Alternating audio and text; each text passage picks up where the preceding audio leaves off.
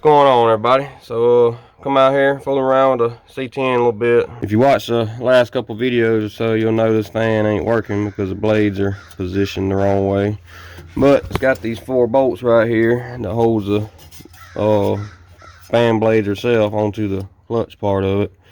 And I think I'm gonna pull it off and see if I can just flip the fan around. I got this, oh crap, I got this fuel pressure regulator here.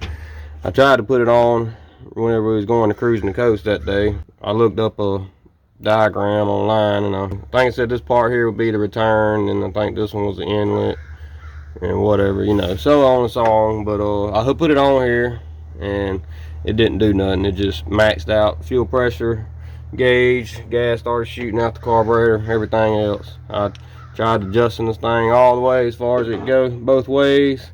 Didn't make no difference. I pulled it off and just stuck the old one back on there. As you can see, that one there won't work with a turn line on the fuel pump, so it's deadhead. But that's what I was hoping to change with this one here, because this is a full bypass regulator, so I can hook up a return line with it. But it ain't doing me no good if it won't regulate the fuel pressure. I don't know. Well, I'm gonna put it on here and play around with it a little bit, see if I can get it to work anyhow, because I really want to hook up a return line on this thing some damn how. I've been trying to do it forever now. But before we get started, hook a battery up and do a little cold start on this rig, get her fired up, and move it over there closer to my tools there.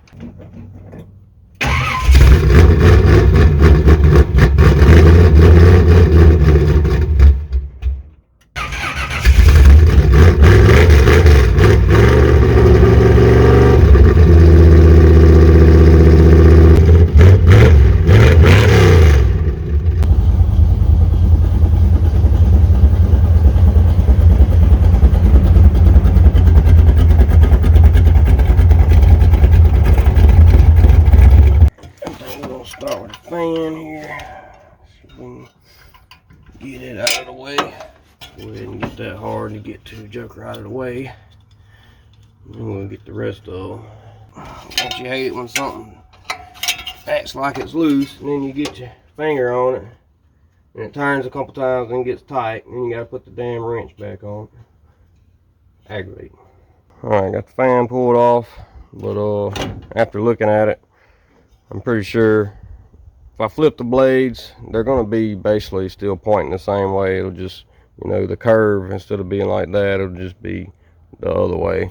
So they'll still have the same angle. The curve on the blade will just be pointed the other way. So basically it'll just be a waste of time trying to flip the blades around. So I think we're just going to say screw the fan. It's cooling off anyhow, about to be winter time, so you know, as long as I'm running down the road, it don't run hot or anything like that. It's just when you're sitting for a few minutes when it starts to warm up. I should be good, because even if I go to town or something and have to stop at a red light, you know, red light usually don't take too long. It ain't like I live in a big city or nothing. It's a small town, so it ain't a lot of traffic or anything like that. You know, point in having a damn fan on there if it ain't working anyhow. Now I guess we're gonna try to fool with this fuel pressure regulator and see if we can get it figured out.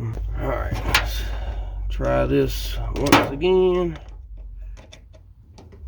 Get this thing off of here and see if we can make a return work for the 75th time.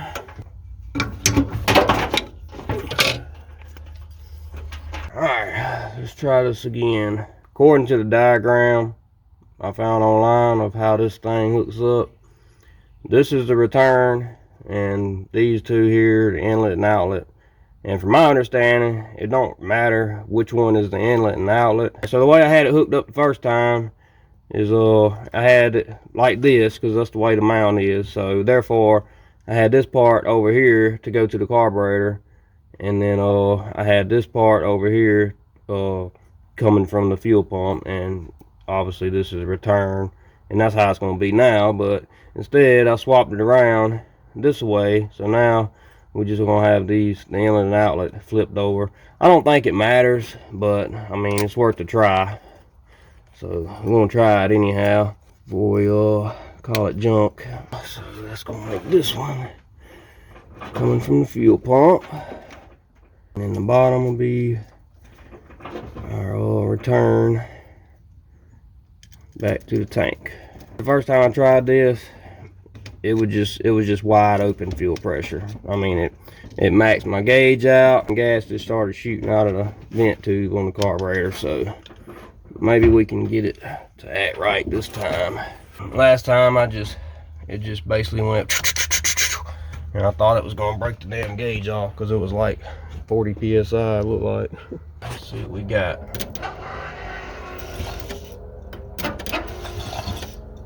Yep. Just maxing out. Do some adjusting here.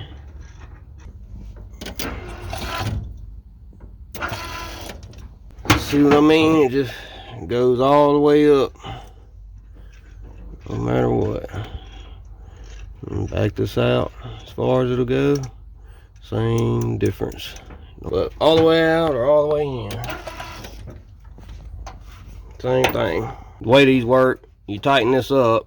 The more you tighten it up, the more fuel pressure it gives, and the more you loosen it up, the less fuel pressure you should have. So we got it all the way out, so it should hardly have any fuel pressure at all. And it just maxes it out. I pulled what's supposed to be the return line off, and you can see what come out of it. Like 2 little drips of gas came out. So it's like it wasn't even returning any gas at all. So I don't know what the deal is. You think it would have been spraying some fuel out.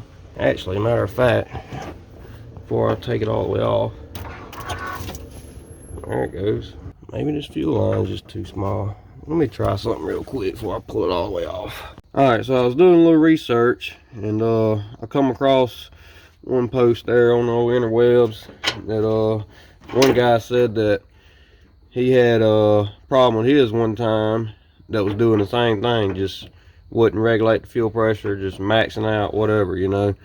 And he said it ended up being that his return line was too small. He had to put a bigger return line on it for it to regulate the fuel pressure. I don't think this hose right here is too small, you know. I mean, it's 5/16. That's 3/8, the inlet.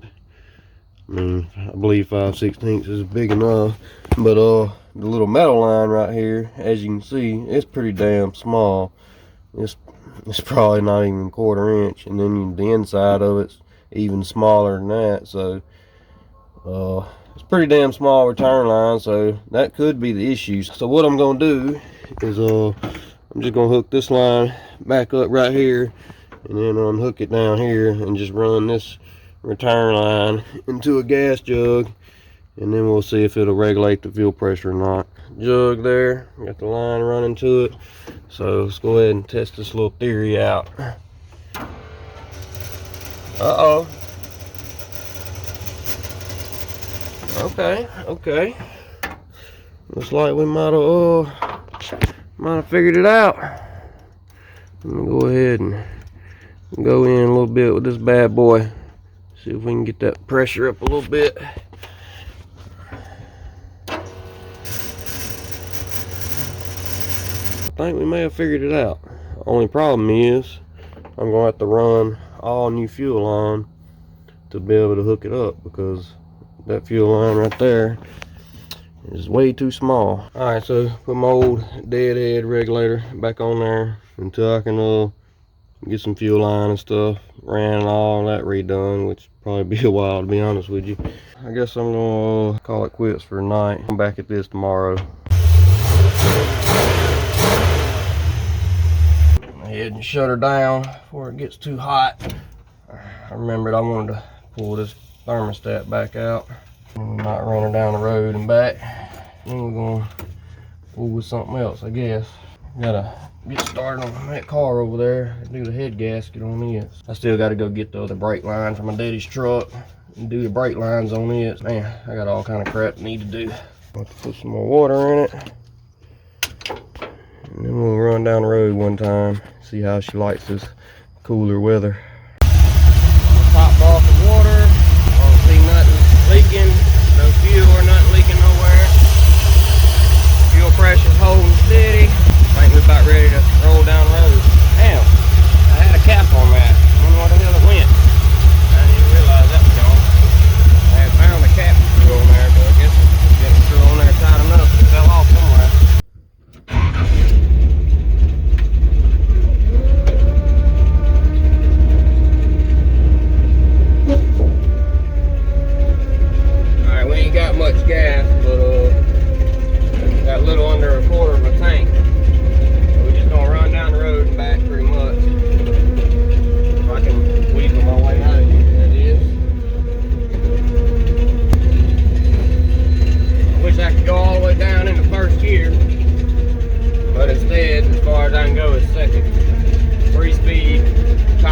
shifter with a 700 4-speed transmission. That's why whenever I do burnouts, when I first take off, it spins and then it shifts in a second and kind of bogs a little bit.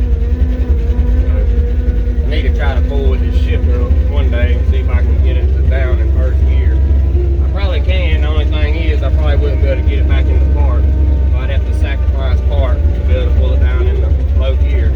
Which if I could get it down in first gear, I could do a lot more hellacious burnouts, that's for sure. Put my seatbelt on just in case we see Popo.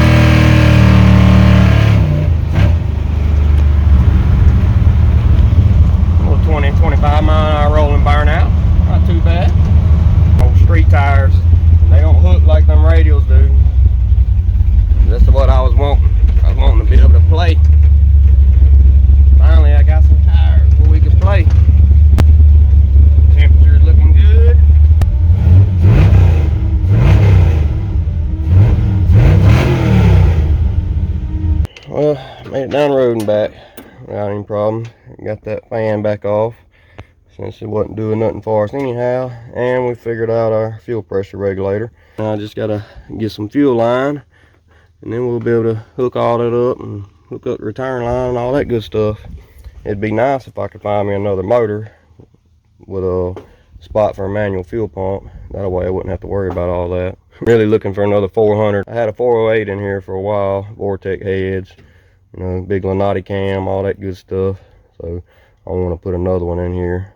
I pulled that one out and sold it to a buddy, and then I built a pretty rowdy little 406 and put in here, but ended up melting 3 pistons in it. All I did is I put the motor in here, got it running, made it to the end of my road down there to stop sign and back, and melted 3 pistons. So ruined that motor. But yeah, I'd like to get another 400 one day, but for now we're gonna roll with the little 350, I guess. I guess I'm gonna end this one off here, but before I do, I wanted to see if any of y'all might be interested in t-shirts and stuff like that. You know, I know a lot of YouTubers sell merchandise, you know, t-shirts, stickers, hats, stuff like that. So if any of y'all might be interested in a t-shirt with the old C10 or something on, you know, let me know. I'm thinking about trying to do something like that, you know. I figured I'd see if y'all might be interested in a t-shirt with just the C10 or something on it for now, and then if that does good, then maybe we'll put something else on it, which I really ain't got nothing else around here that's mine besides the little Ranger back there, and I ain't got nothing done on it really, so there wouldn't be no point in making a t-shirt with it. But if any of y'all might be interested in some kind of t-shirt with the C10 or something on it, y'all let me know. Maybe I'll look into it. But I reckon we're gonna end this one off here. Y'all just like, comment, subscribe, stay tuned for more later. Digging around trying to find a push button switch to go down here and help my little nephew try to get his truck jumped, and digging through here, and look what I find. 160-degree thermostat. You know, I could have saved myself 15 bucks and got the thermostat I wanted at Cruising the Coast if I would have just looked in my glove box. Oh man, I didn't even have to buy the damn thing. I had one in my glove box. Ain't that some shit? And that's about how it goes.